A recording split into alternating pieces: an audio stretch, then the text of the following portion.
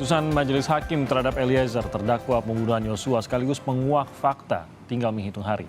Sebagai justice collaborator, Eliezer banyak mendapatkan dukungan. Mampukah dukungan ini memberikan vonis adil bagi dirinya?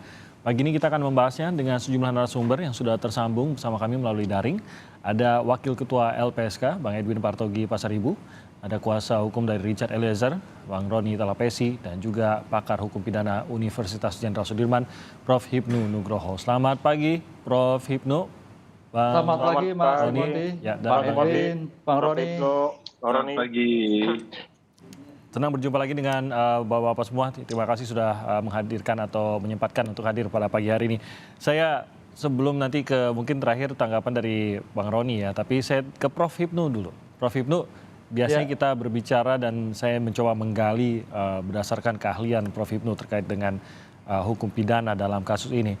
Tapi ini sedikit lebih dekat nih Prof. Hipnu dengan kasusnya, dengan ikut serta mengajukan amicus curiae tersebut. Mungkin Prof. Hipnu bisa Anda gambarkan alasannya mengapa Anda merasa bahwa ini perlu, ini sesuatu yang berbeda, ini sesuatu yang memang menuntut perhatian dari para akademisi, dari banyak orang juga, tidak hanya terbatas akademisi, dan Anda mendukung bahwa harus ada perhatian khusus yang diberikan oleh peradilan terhadap Richard Eliezer, Prof. Ya, gini Mas Timothy. Jadi amicus curiae ini memang suatu pihak yang berkepentingan, bukan pihak tiga ya, pihak yang berkepentingan. Dan ini model yang terjadi di negara-negara common law. Nah sekarang bagaimana di Indonesia bisa? Oh bisa, karena sekarang ini kan batas antara common law dan civil law itu sudah agak tipis, Mas. Bahkan Indonesia itu sudah mengadopsi sekali seperti JC itu juga bagian dari common law. Restoratif justice itu juga bagian common law. Demikian juga amicus curiae di sini. Jadi kita melihat, kalau kita lihat filosofinya, seolah-olah pengadilan itu jangan suatu pengadilan yang lembaga tersendiri, yang tidak tersentuh. Itulah. Oleh karena itu kita sebagai masyarakat, sebagai ilmuwan, sebagai akademis, terpanggil ketika ada suatu pengadilan yang akhir-akhirnya kok ada suatu dilema. Dilema yuridis, dilema keadilan, ya kita bangkit untuk menyampaikan suatu pendapat, untuk menyampaikan suatu dukungan. Kita itu nggak intervensi, nggak melawan, nggak Mas, tapi mendudukkan posisi, hei pengadilan, aku ada di bawahmu, aku di sampingmu, kan itulah. Sehingga harus tegar ketika ada goyang-goyangan yang sekarang ini konon, ada goyangan bawah tanah, bawah air dan sebagainya, itu harus kuat kan itu loh. Oleh karena itu dalam sekarang ini, karena suatu putusan pengadilan itu suatu yang publik, semua orang melihat, apalagi kasusnya Eliezer. Nah, dengan demikian kita runut ada suatu peraturan tadi sampaikan, memang di Undang-Undang Kekuasaan Kehakiman betul bahwa pengadilan itu bukan suatu corong undang-undang, bukan suatu steril yang suatu menara gading, enggak. Itu adalah lembaga kita, tempat kita mencari keadilan, tempat kita untuk meluruskan keadilan sehingga betul-betul mencerminkan keadilan. Makanya tadi saya katakan bahwa hakim, tadi saya katakan hakim konstitusi wajib menggali, kemudian memahami hukum yang hidup kan keadilan masyarakat. Itu pentingnya di sana. Jadi bukan hanya corong undang-undang gitu Mas Mesti. Jadi kita ada di sampingnya. Amicus curiae ini sahabat peradilan lah begitu ya, mungkin sederhananya gitu. Iya, teman iya peradilan. Kan namanya bahasa Inggrisnya kan friend of the court kan gitu. Sahabat gitu. Nah, seperti yang digambarkan Prof. Hipnu tadi lebih kalau saya tangkapnya gini Prof, bukan melulu membela satu subjek saja, tapi lebih kepada apakah benar ya, mungkin Anda boleh mengoreksi Prof. Hipnu, Anda meyakini bahwa peradilan ini akan bisa memberikan vonis yang tepat, yang memenuhi rasa keadilan selama ada yang mengawal dan ada yang mengawal peradilan ini dari intervensi, begitu Prof? Ya, kita upaya Mas, upaya karena lingkup peradilan kita itu kadang-kadang kan putusannya kan kadang-kadang kontroversial, kontroversial yang menjadikan pengadilan seolah itu jauh dari kita. Kan itulah. Oleh karena itu kita dekatkan pengadilan bagian dari kepentingan kita sehingga kita sama-sama. Ini suatu perkara yang menjadikan suatu masyarakat itu semua melihat. Jangan sampai suatu perkara ini menjadikan suatu yang jurisprudensi sangat jelek. Ini akan marwah pengadilan akan hancur. Karena selama ini kalau kita lihat pengadilan juga menjadikan sorotan. Apakah di PN, apalagi Mahkamah Agung. Itu loh Mas. Nah, kondisi inilah kita kita sama-sama sebagai anak bangsa akademisi peduli terhadap itu. Kalau itu sudah selesai ya kita kembali pada tugasnya masing-masing. Kepedulian inilah kita sampaikan sebagai bentuk kalau di negara-negara common law adalah amicus curiae, Oke. friend of the court gitu. Oke, saya ke Bang Edwin. LPSK sendiri sudah beberapa kali baik dalam pertemuan dengan media maupun dalam wawancara mengatakan bahwa memang seharusnya ada pertimbangan khusus untuk Richard Eliezer ini dan LPSK lah yang paling dekat lah beraktivitas dengan Richard Eliezer. Saya yakin juga Bang Edwin dan pimpinan ini pasti mendapatkan laporan terus dari mereka yang berinteraksi langsung menjaga maupun terus memeriksa Richard Eliezer ini. Dari LPSK sendiri, apa yang LPSK rasa dibutuhkan untuk menjamin bahwa rasa keadilan, dan bukan hanya rasa keadilan tampaknya di sini, tapi bagaimana dampak dari putusan terhadap Richard Eliezer ke depannya ini juga bisa mempengaruhi iklim hukum di Indonesia.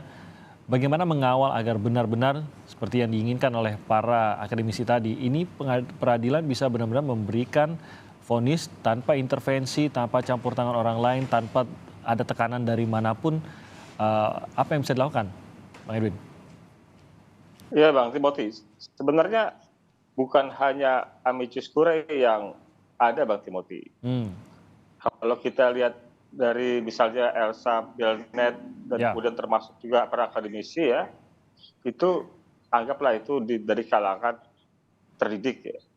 Tapi sepengetahuan kami banyak surat dilayangkan kepada pengadilan dari para pendukung Richard.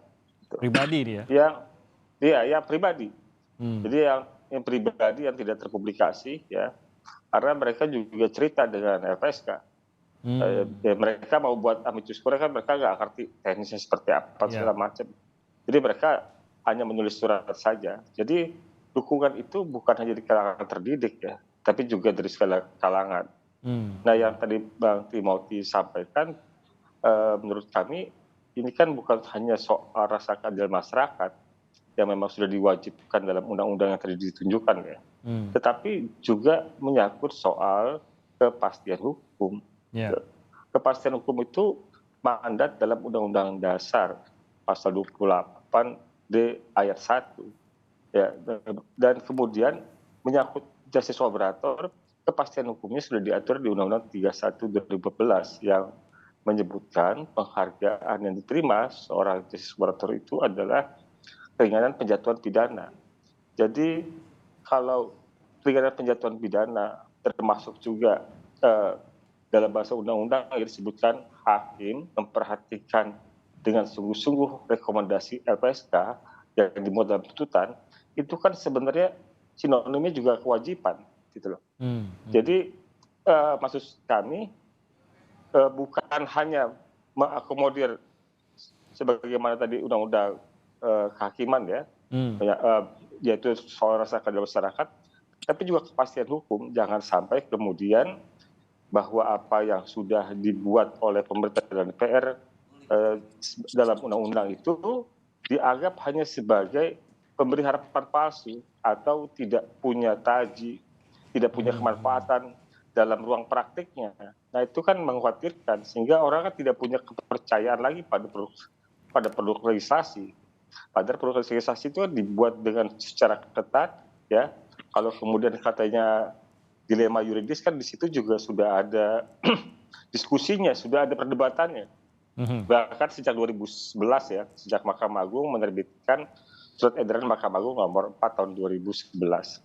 Nah jadi peraturan sebelum itu juga yang tadi saya sebut SEMA atau peraturan bersama, semuanya itu merujuk pada Undang-Undang LPSK yang sebelumnya, yang Undang-Undang pertama 13/2006 yang memang mengatur potensi pelaku menjadi saksi tidak bisa dibebaskan tapi bisa diberikan hukuman ringan gitu. Jadi kita bukan hanya bergerak di soal rasa keadilan masyarakat, tetapi hakim juga perlu menghadirkan bahwa fakta-fakta persidangan, rujukan teori dan undang-undang itu menjadi basis sebagai reasoning hakim dalam memutuskan vonis kepada Richard Eliezer. Jadi adanya pasal tersebut bukan hanya menjadi opsi, bukan hanya memberi ruang apakah hakim mau ke sana atau tidak, tapi menurut Anda bahwa ini memang sebuah kewajiban yang harus menjadi pertimbangan hakim, harus menjadi sebuah proses yang dilalui oleh hakim juga, dan menjadi unsur yang menjadi pertimbangan hakim tersebut. Ini harus gitu ya, Bang Edwin. Nggak boleh hanya sebagai sebuah opsi, ya boleh saja pertimbangkan apakah eh, apa eh, justice collaborator-nya mau diperlakukan seperti apa, begitu, Bang Edwin? Ya tentu, Bang Timothy, karena sudah ada pembagian kewenangan, Bang Timothy. Oke. Pembagian kewenangan yang saya maksudkan, proses penyidikan itu dilakukan oleh penyidik polisi, ya penuntutan oleh jaksa penuntut umum yang mengadili hakim. Ya. Dalam proses-proses itu, pada perkara yang sulit, ada di antara pelaku yang mau bekerjasama dengan aparat penegak hukum untuk menjaga akuntabilitas objektivitas dari pengakuan atau kerjasama tersebut, maka itu diberikan kepada LPSK agar tidak ada rumor gosip bahwa pemberian keterangan itu karena disuap, gitu loh. Jadi wilayah itu memang sudah diberikan kepada LPSK untuk memberikan perlindungan pada saksi pelaku yang bersama, yang kemudian secara administratif dilegalisasi dalam putusan hakim pada tingkat vonis. Begitu, Bang Timothy. Oke, baik. Saya ke Bang Roni. Dukungannya mengalir, tadi juga kita sudah sempat mendengar bahwa ternyata Eliezer pun sudah mengetahui banyaknya dukungan yang ditujukan pada dirinya. Tapi lagi-lagi tadi digambarkan sebenarnya posisi amicus curiae lah, kita anggap yang resmi kan amicus curiae, walaupun tadi Bang Edwin mengatakan bahwa sebenarnya gelombang itu dari pribadi-pribadi pun banyak gitu untuk kepada peradilan terkait tuntutan maupun nanti vonis terhadap Richard Eliezer. Tapi dari amicus curiae sendiri sebenarnya ada kewajiban untuk menggali, tapi apakah itu akan berpengaruh atau tidak kepada hakim? Sebenarnya kan itu lagi-lagi seluruhnya ada di tangan hakim. Nah, saya yakin seperti tadi kata Bang Roni dalam komentar yang kita dengar sebelumnya, ini sebenarnya menjadi sebuah penyemangat. Tapi di sisi lain kan kita juga mungkin harus memanage ekspektasi juga gitu, Bang Roni. Bagaimana Anda memanage hal ini? Iya, Bang Timothy, bahwa tentunya dalam hal ini kami melihat bahwa ini adalah positif untuk Richard Eliezer ya. Ini bentuk dukungan yang positif dan dari sisi penasihat hukum kita melihat bahwa ini merupakan penegakan hukum yang progresif. Ya. Yang maju ke depan. Jadi kita melihat bahwa dalam proses persidangan Richard Eliezer, bagaimana dukungan publik atau simpati publik tinggi terhadap Richard Eliezer karena dia konsisten dan dia jujur membantu aparat penegak hukum untuk proses penegakan hukum ini berjalan lancar sampai tingkat di pengadilan. Jadi kalau amicus curiae ini, Bang Timothy, bahwa memang prakteknya kan sebelumnya sudah terjadi di beberapa kasus Prita, kemudian kalau dulu kita ingat itu kasus Tempo melawan Soeharto. Nah, memang beberapa kasus besar di Indonesia, amicus curiae ini sudah diterapkan sebenarnya. Jadi bukan hal yang baru. Tetapi dalam kasus Richard Eliezer ini kita kembali diingatkan bahwa fungsi dari sahabat pengadilan yang kita sebut amicus curiae ya ikut mensupport, mendukung majelis hakim dalam memutus perkara ini sehingga majelis hakim punya keyakinan melihat menggali rasa keadilan yang tumbuh di dalam masyarakat. Jadi dalam kasus ini kita lihat bagaimana Richard Eliezer, keluarga sudah memaafkan, keluarga almarhum korban ya, memaafkan Richard Eliezer, kemudian menyampaikan secara terbuka agar Richard Eliezer dituntut paling rendah dari terdakwa yang lain. Tetapi pada faktanya ketika Richard Eliezer dituntut tinggi dari terdakwa yang lainnya, ini yang mengusik rasa keadilan. Kemudian muncullah simpati dari publik, kemudian dari profesor, akademisi, aktivis itu mengirimkan surat sahabat pengadilan. Yang terakhir saya dengar itu adalah beberapa alumni, ikatan alumni dari beberapa universitas juga akan mengirimkan amicus curiae kepada majelis hakim. Jadi ini buat kami adalah kami tentunya sekali lagi ya, terima kasih banyak dan ini hal yang positif untuk Richard Eliezer dalam menghadapi proses persidangan bahwa publik ikut mengawasi, publik ikut mengikuti dan juga pun sehingga proses persidangan ini yang berjalan ini bisa berkeadilan untuk Richard Eliezer dan bagi para pihak ya, keluarga korban juga. Jadi ini hal yang positif Mas Timothy dan kita optimis bahwa kita yakin, kita percaya bahwa proses ini sudah berjalan lancar. Kita tidak bisa berharap sama siapapun, kita hanya berharap kepada majelis hakim. Bahwa majelis hakim tentunya yang memutus ini bisa menggunakan hati nuraninya. Seperti itu Bang Timothy. Ya. Bang Roni atau Eliezer sendiri apakah juga ada surat yang ditujukan kepada Anda berdua dalam bentuk dukungan seperti ini?